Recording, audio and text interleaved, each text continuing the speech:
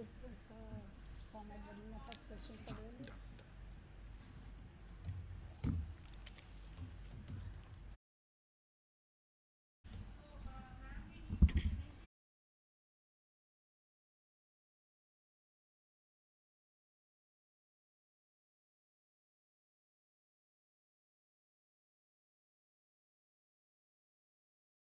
There's another.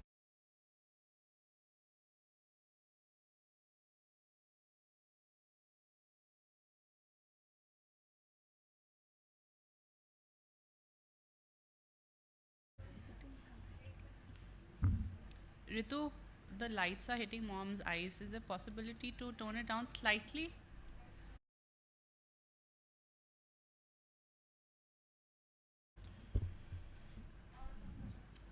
Is it okay now? Yeah, I won't look up. Okay. That's all. Greetings to all. I am Dr. Ankur Nanda, and I am an Associate Director of Spine Surgeries at Indian Spinal Injuries Centre. Indian Spinal Injuries Centre is a pioneering center for all types of treatment for all spinal and orthopedic ailments. We are well known not only for our excellent technical expertise, but also for our high ethical standards, and that is what is our core value. Today we have with us respected Chairperson Madam Mrs. Boli Aluwalia, accompanied by Mrs. Sugandh Aluwalia, who is a board member of Indian Spinal Injuries Centre. Welcome, ma'am. Thanks, Ankur. Today we'll try to understand how Indian Spinal Injuries Centre has come so far and what is their vision for the centre way ahead. So I'll start with Boli ma'am. Ma'am, I'd like to take you down the memory lane and we'll try to understand how this centre was conceptualized and how was this centre formed. Ankur, this is a very, very long story and a long, arduous journey. It started in 1965. That is what our friends say, that the foundation of this center was laid in 1965 when Major Aluwalia was injured in the Pakistan-Indo war, and that is the foundation of this center. So after that, he climbed Mount Everest in 65, and barely 4 months after that, he got injured in the war by a sniper's bullet, and he became a quadriplegic rather. One day he was on top of the world. Next day, he couldn't even move any of his forelimbs, lying in a hospital for 2.5 long years. Because at that time, there was no awareness what spinal cord injury is. The doctors were unaware of it. So they just experimenting with him. But then in 1968, Mrs. Gandhi, she had a great soft corner for mountaineers. And so she sent him to Stoke Mandeville Hospital in UK. This was the first center for spinal cord injury war veterans of World War II, set up by Dr. Gutmann Ludwig. Yeah? And that's where he spent his next 6 months. And when he came back, he was a changed man. And he was what he was before he got injured. Full of energy, strength, wanting to do something. And then he went to England every 2 years for his treatment, for his checkups. And the doctors there, Dr. Walsh was his personal physician, and Sir Ludwig, they encouraged him to do something in India. Because, it was very, very expensive for anybody to afford this treatment. And so the Major Aluwalia thought, why not I should have something here in the country for the people who cannot afford. And जैसे बोलते हैं ना, जिसको लागे वही जाने. So he came up with this idea. It started small. Then along the way, we kept meeting like-minded people who were eager to help. And then in 1985, this society was formed in 1986. We registered 1983, sorry, and it was registered.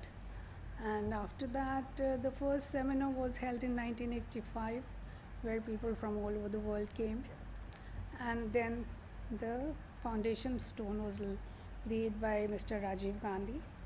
And then it started 1990, we started the OPD. in a small room outside, and now we are here. The first patient came in 1997, and then you all joined in. And the rest is history. And we all grew together, and that is where we are today. Thank you so much, ma'am, for taking us down the memory lane. This story is always so inspiring.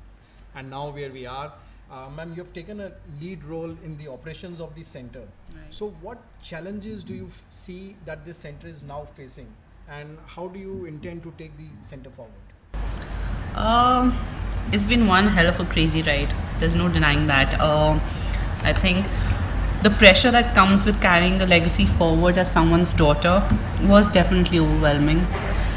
However, the staff was so forthright, so supportive and motivating towards us that it has been nothing but encouraging. And now finally trying to maintain this balance of the old and new, because once you do step into someone's shoes where there's a legacy to take forward, there's a lot of expectations to retain the old. But then on the flip side, they also expect change to come because you're a much younger person. There's this hope that, there'll be brighter new ideas. So that's where I think I'm learning to strike the balance, and it's a work in progress, but I've come a long way, and so has the Institute. Challenging it has been, but it's also very rewarding. I think from the time we started out to where we are today, 2 years later, finance was a definite challenge in the beginning, which because we don't have any corporate background, we don't have any backing, we're a society, it was a little difficult to overcome that challenge, because from where we are to where we hope to be, there's a big gap because the healthcare industry is moving so fast. So now we want to escalate and have a growth trajectory that kind of makes us kind of bridge that gap. So I would say that's something that's definitely on our list to do. The other thing is that in terms of taking a center forward, we definitely want to expand on a scope of services. We envision ISIC to be a one-stop shop for spine and ortho. So based on the spine team's feedback, we are thinking about starting an oncology program as well as a pediatric program, because in the past there have been many patients that have been turned away because of this. So that's definitely on the cards. Along with that, refurbishment and expanding the infrastructure. There's something I want to say in this, that usually these days services play such a vital role in patient care and satisfaction. We want to retain looking and feeling like a hospital. Our USP has and is always the greenery and the natural light that comes into our wards. We want to retain that. Also, something that I would like to say is that the gardens and the orchards, the citrus orchards that we have in ISIC, we nurture them just like any other medical equipment. So we want to continue that. So I would say that's where a mix of an old and new is in the process. It's great to hear that, and let me assure you, all the hospital staff, including the doctors, are firmly behind you, and I'm sure you're going to take us to a newer height, and this center is really going to become even more bigger. Thank you. Ma'am, I'll ask you this for the benefit of our listeners as well. Ma'am, what do you think sets us apart from other hospitals? What is so unique about our center?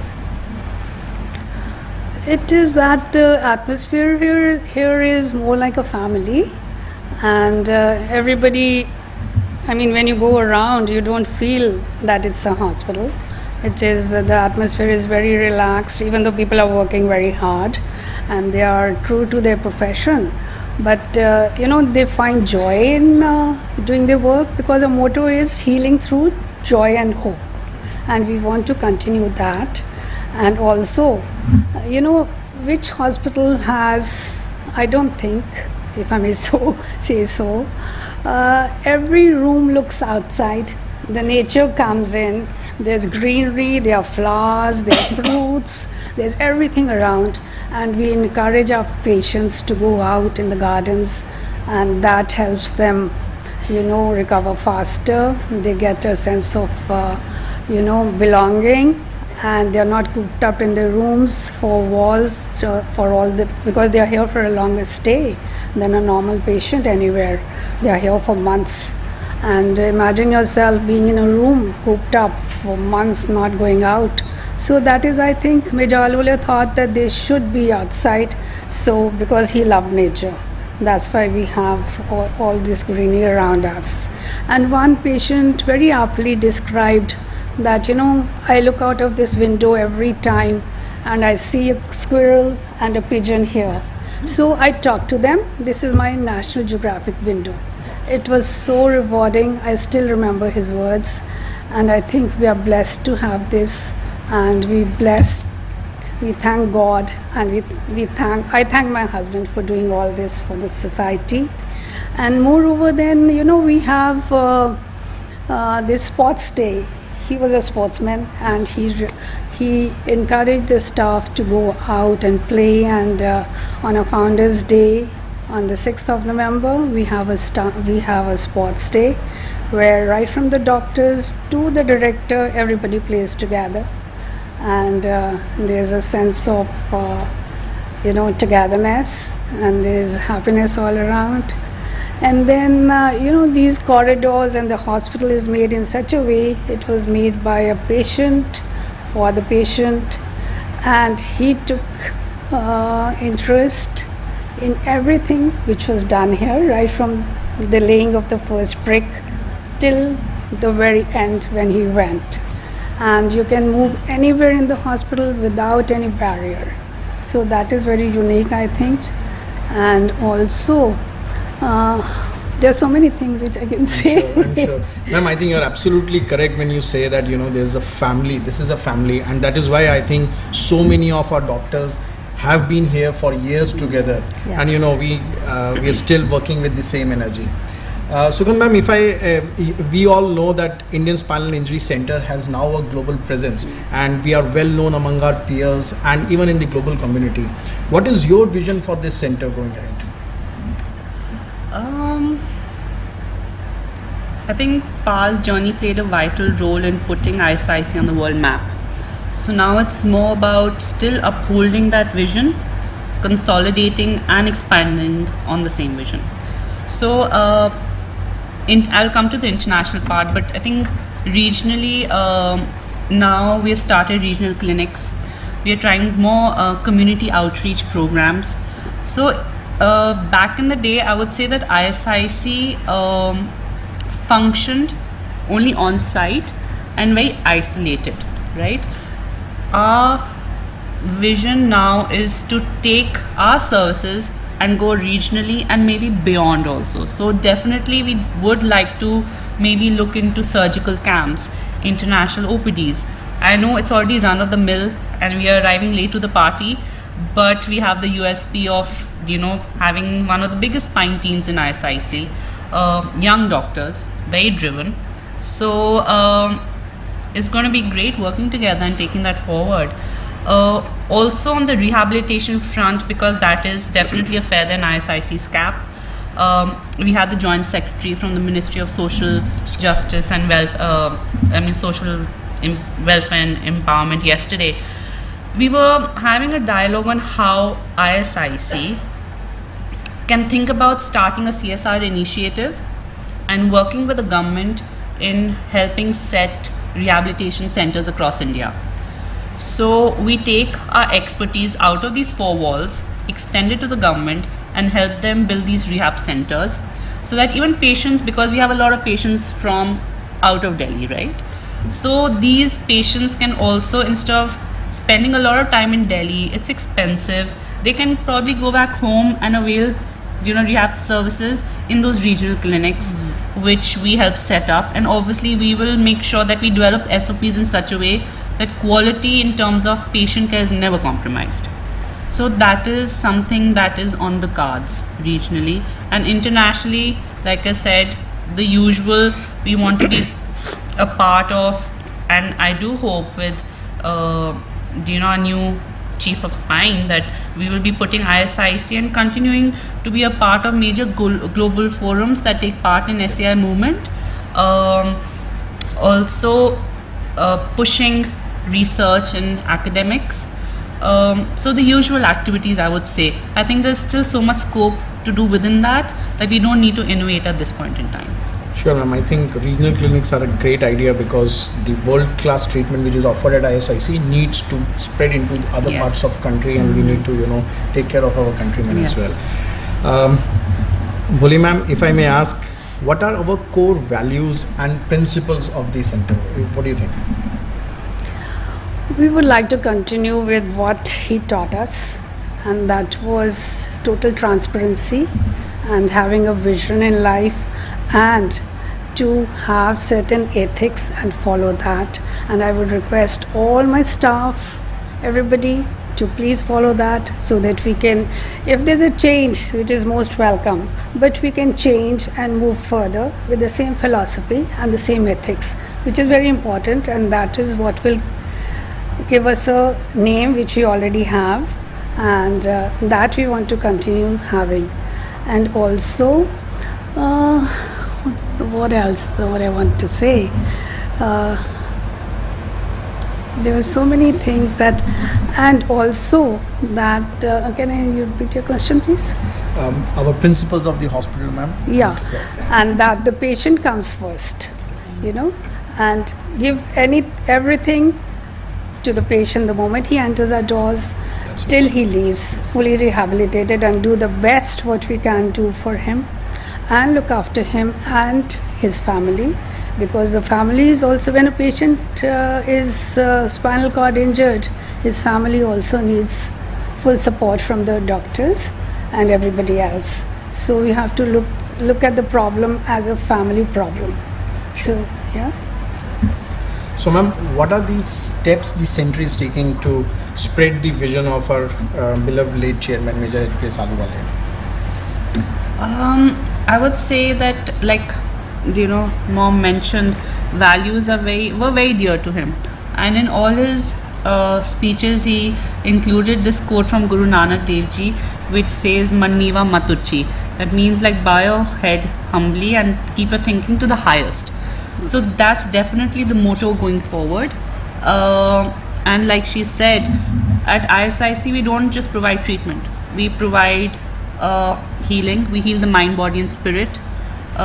We also strike a lifelong bond with our patients, and it's a continued work in progress with them, because it's not just them, it's also the families that are rehabilitated here.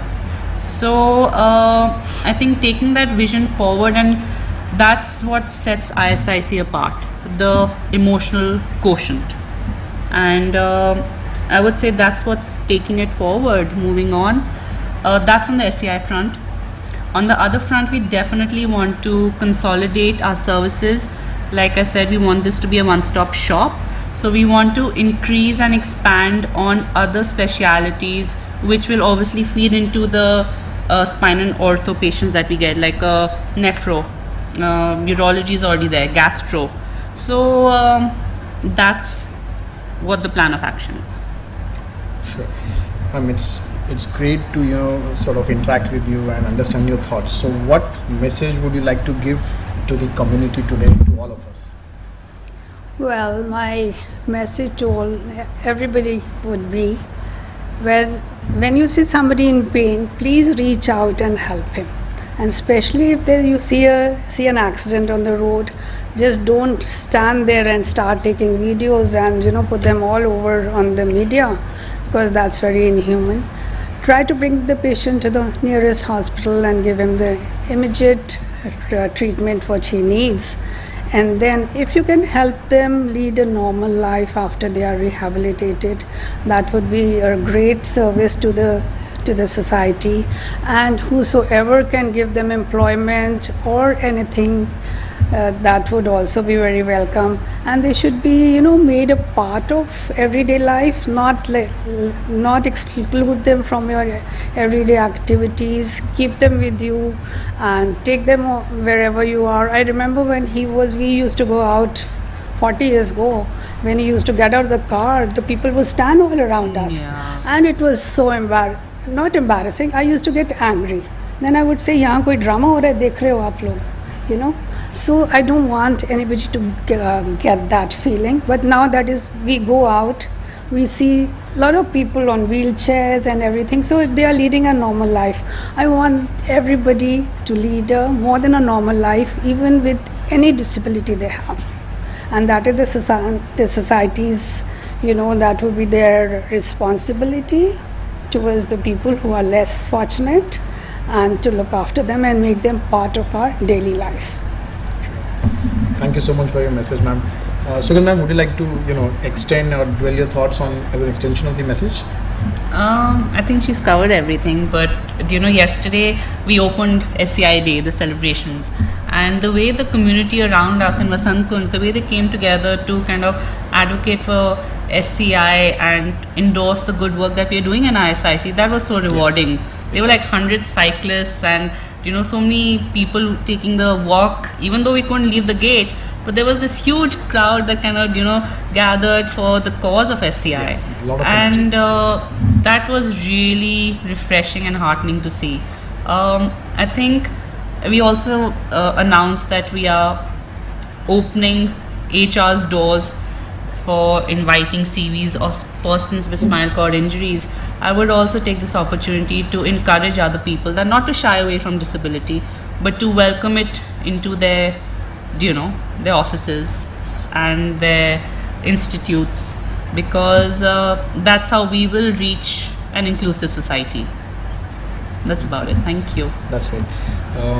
Bholi ma'am, Sugandh ma'am, it was an absolute pleasure and privilege to interact with you and get into your thoughts.